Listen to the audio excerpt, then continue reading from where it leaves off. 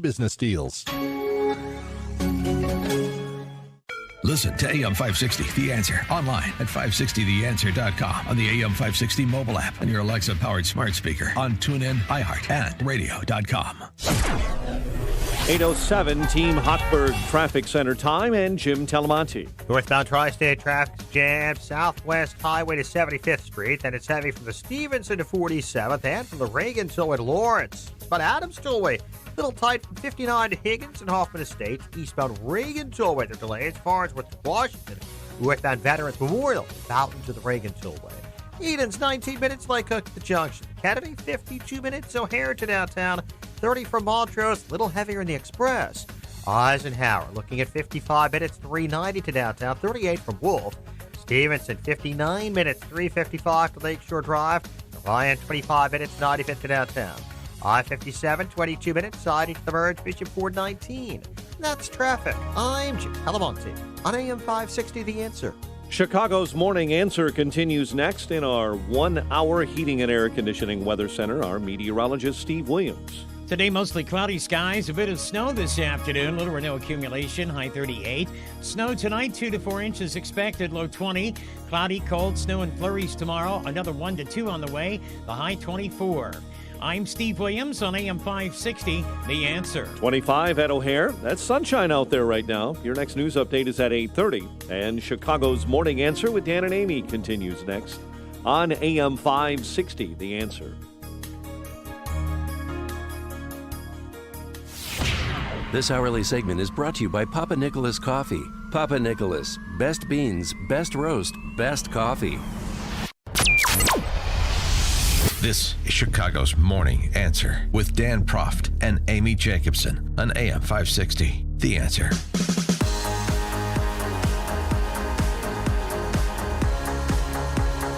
Actual victors in the Oscar lottery there. I mean, with the exception of Joaquin Phoenix, and he really downplayed the rage by spending most of his time talking about how we're stealing cow's milk from their calves. Yeah, we're breeding cows and then stealing their milk without their consent, and we need freedom for animals. So that was like bovine rage. Right, yeah. So that certainly blunted that. And then you had, Brad Pitt's one-liner about John Bolton.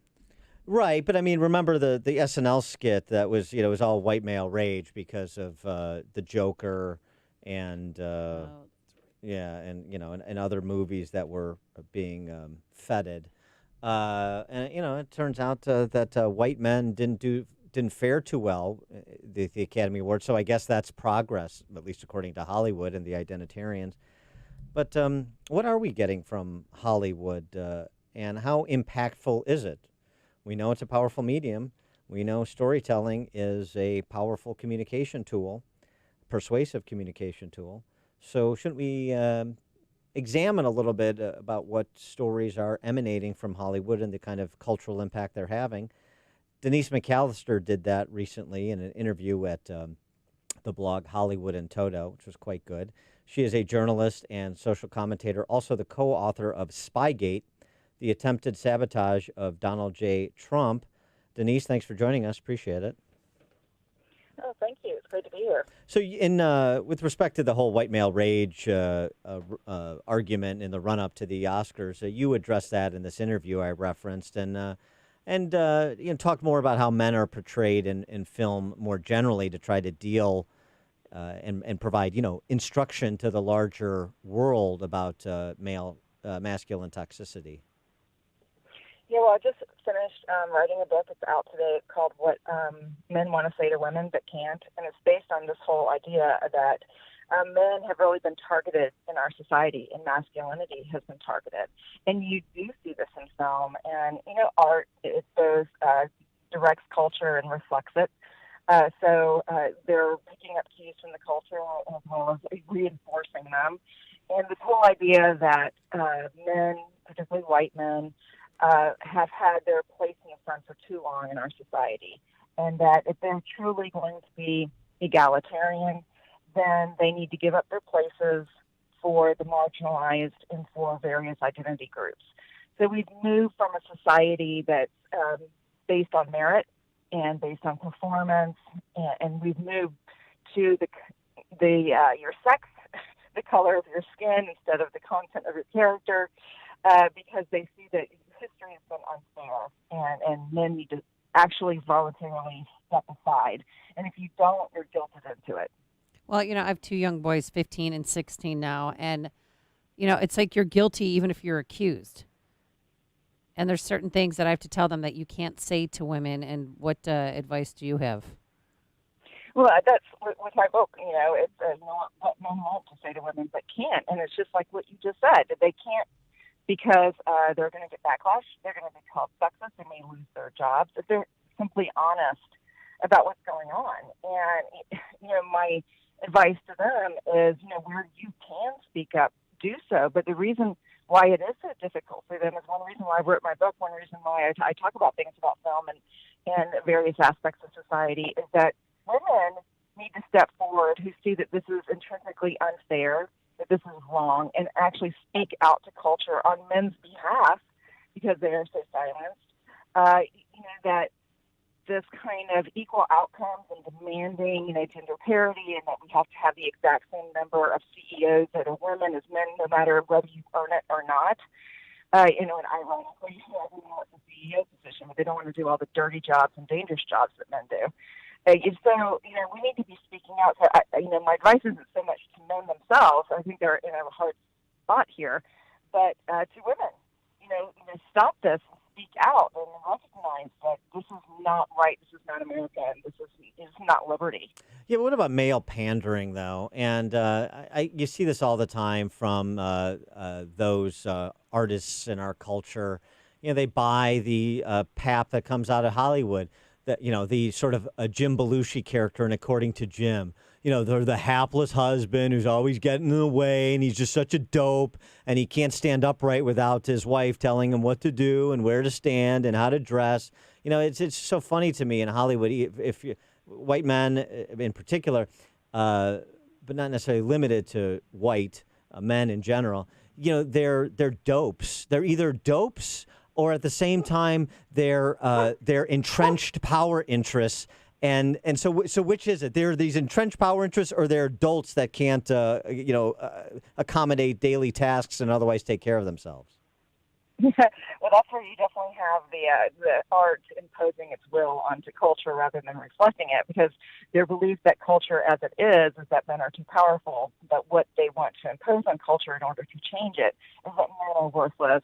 Men can't be trusted. This is real. If anyone saw on Netflix the Lost in Space series, the man in that who's supposed to be this really strong male Navy SEAL is constantly minimized by his more brilliant, more capable, more emotionally intelligent wife, and so he's diminished instead of seeing two strong people working together. I mean, sometimes you do see that in that series, but it's so overtly over the top. Kind of putting the man down in his place, even about physical things. One thing in Hollywood that really drives me crazy are all the superhero women and all the women who can kick butt out there, and that has no relevance to reality because women are not as strong as men. And, we actually create kind of a fantasy that can put women in danger because they think they can do these things and they are so physically independent. But they're not. We really do need men. We need men to protect us. We need men to be strong because we simply aren't. And that's another thing that men can't say to women is that, no, you're not as strong as we are. You do need us. Quit denigrating us and let us be the strong men that we want to be and are designed to be. Do you think there'll ever be a time when men might open the door for us again, possibly? Or maybe help us as we struggle into our, apartments with groceries or anything? Like sometimes I look around, like I beg, my neighbors know that my back is out and it's going to snow here. Like, do you think a man would step forward in my neighborhood and say, I'll shovel for you. I'll help you out? Well, it's interesting. I tell a story in my book about not long ago during the winter, I went and got some firewood from the grocery store. Yes, firewood from the grocery store. And so I'm taking it out. It's raining and I'm kind of dragging it along. It's really heavy. And some man walks up to me and goes, "Can I help you?" And I was like, "Yeah." And he immediately starts apologizing and getting kind of nervous. Because it's not that I don't think you can. I just thought you said it. And I immediately stopped him. I said, "It's okay. It's okay. I am super appreciative. I know I can do it, but you've made it so I don't have to." Yeah, And it would have been better, though, if he just rooted you on. Come on, you can do it. You can get it to the You car. faster. What's Yeah. wrong with you? What are you, Yeah, a chick? give you the little engine that could speech. Yeah, absolutely. But I don't have the pride. You know, I'm not too proud to be able to ask for help. And, you know, instead of checking on, here I am, woman, here we are, I can do it. Why? When I can have the help of a man, and then he can get the joy out of helping a woman. We all win. Wanted to also to take note of the film Little Women. I haven't seen it yet. I did read the book in high school. Yes. And so I was interested in this review in the Wall Street Journal that found that the adaptation of Louisa May Alcott's book expunged God from Little Women. What a shock there with the hostility towards Christianity coming from Hollywood. But it is interesting, and this, of course, is applicable across the gender divide. The hostility towards religion, even in telling a classic tale like Little Women.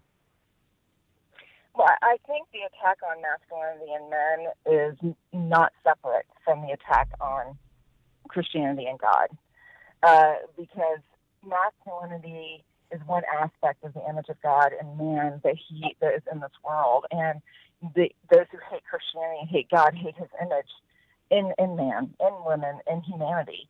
And they also hate the authority and the power that comes with that image. And so there's a way of really reducing humanity and attacking humanity by removing men from the picture. I often say that our liberty will be lost if we lose masculinity.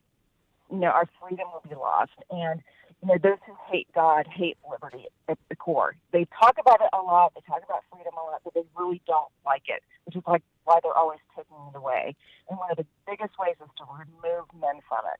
So there's a correlation and a connection between anti-God and anti-man. How much of this do you think is ideological, and how much of it is just a put on to cover their own barbarism? So the infamous video of Meryl Streep standing and applauding Roman Polanski, all those who flacked for Harvey Weinstein for all those years, who now have all the Me Too garb on and are finger wagging, all men accused of anything, regardless of how the facts actually turn out. They may turn out one way in the Weinstein case, and it looks like they're turning out in a very different way for the Johnny Depp Amber Heard case, just to highlight two examples. How much of it do you think is just a put on so that they have license to behave like they really want to? Well, I think their ideology runs up against their practicality. And, you know, they have these ideals of, you know, being so proper and anti-man and egalitarian and this equity, equal outcomes and all of that they espouse, and women being strong. But yet, that's their ideology. But it doesn't correspond with what they do in their everyday life. And so they kind of have to, mainly because you have immature men, you have immature women, you have all of these examples that you just gave, where they are pandering for their own self-interest and their materialism and their greed and their ambition, which are all very real, and more than their pride is probably bigger than their ideology. But they don't want anyone to know that, because they want to feel good about themselves and they want to feel good about their ideology. So that's what they put out front and center, despite the hypocrisy of it all. She is Denise McAllister. She's a journalist, social commentator, author of Spygate, the attempted sabotage of Donald J. Trump. Also, new book, What Men Want to Say to Women But Can't. Boy, there's a million punchlines you could do. Denise McAllister, thanks so much for joining us. Appreciate it. Thank you for having me. It's great. Have a great day. You too. And she joined us on our turnkey.pro answer line. Connect with Dan and Amy using the AM560 mobile app. Download it today at 560theanswer.com/mobile.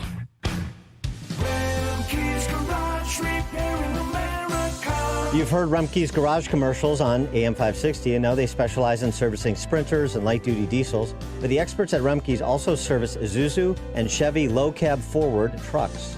So if you own an Isuzu or Chevy low-cab forward truck but aren't sure where to get it repaired, take it to Rumpke's Garage, your #1 dealer alternative for repairs to your Isuzu NPR, Isuzu F-Series, or Chevy low-cab forward truck. Whether gas or diesel, your truck is the lifeline of your business. That's why Rumpke's Garage offers free loaners while your truck is being serviced. They'll even pick up and deliver for your convenience. Remke's Garage has the factory scan tool to properly diagnose Isuzu and Chevy low-cab forward trucks. Their commitment to your business is backed with a complimentary maintenance plan and free 2-year warranty. Go to remkesgarage.com to learn more about their specialization in Isuzu and Chevy low-cab forward trucks and schedule your appointment today. That's Remkes, R-E-M-K-E-S, garage.com. If you are looking to purchase a new home or refinance your existing home, then you need to call Team Hochberg. Today, meet Joe, who has heard thousands of my ads, but called his local bank to refinance. Bad move. Joe's bank declined his loan due to insufficient income, so he called Team Hochberg, which he should have done in the first place. Team Hochberg loan officer Sarah Ruffer helped Joe refinance, pay off credit cards, and